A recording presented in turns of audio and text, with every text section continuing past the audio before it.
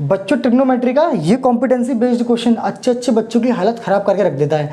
तो आइए बच्चों देखते हैं इस क्वेश्चन में दिया क्या हुआ है और हमें इसमें निकालना क्या है। क्वेश्चन ये कह रहा है if tan theta is equal to sin alpha minus cos alpha divided by sin alpha plus cos alpha then find the value of sin alpha plus cos alpha. आपको बेटा tan थीटा की ये value दी हुई है और आपको sin alpha plus cos alpha की क्या करनी है, वैल्यू निकालनी है। तो जरा ध्यान से देखिएगा बेटा, मैं tan थीटा को क्या लिख सकता हूँ, tan थीटा क्या होता है, tan थीटा होता है sin थीटा अपॉन में cos theta is equals to, इधर कितना दिया हुआ है sin alpha minus cos alpha divided by sin alpha plus cos alpha. अब बेटा आप क्या कीजिए, इसको ना ऐसे पलट के लिख लीजिए, इसको इधर कर दीजिए, इसको इधर कर दीजिए, तो कितना हो जाएगा ये sin alpha minus cos alpha divided by sin alpha plus cos alpha is equals to sin theta upon में cos theta.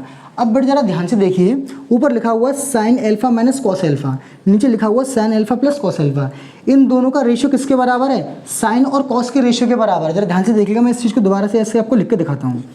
sin alpha minus cos alpha, इसका ratio sin alpha plus cos alpha, इन दोनों का ratio किसके बराबर है, sin theta is to cos theta के बराबर है। मतलब कि अगर आप देखोगे तो sin alpha minus cos alpha की वैल्यू क्या होगी, sin थीटा, और sin alpha plus cos alpha की वैल्यू क्या होगी, cos थीटा। लेकिन ये इनकी एग्जैक्ट वैल्यू नहीं है क्योंकि रेशियो में है। तो जब हम रेशियो को हटाएंगे, रेशियो को तोड़ेंगे तो हमें कांस्टेंट से मल्टीप्लाई करना पड़ेगा।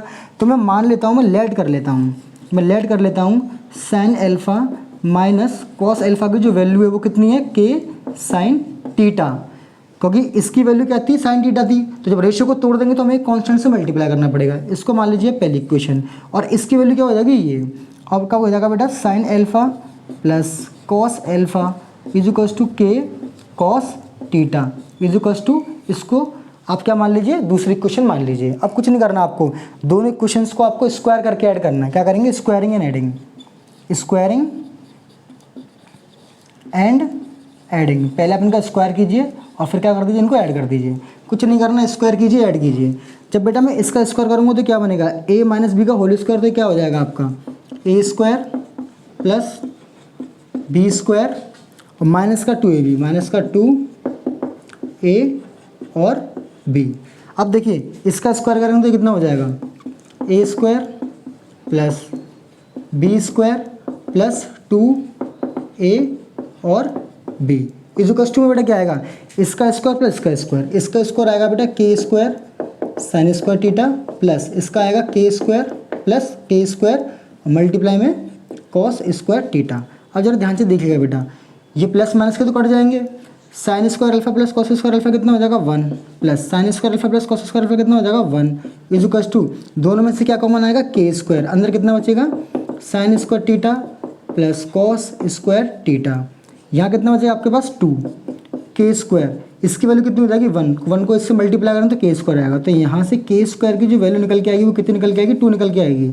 और यहाँ से k की वैल्यू क्या निकल के आएगी, प्लस माइनस का अंडर रूट में 2।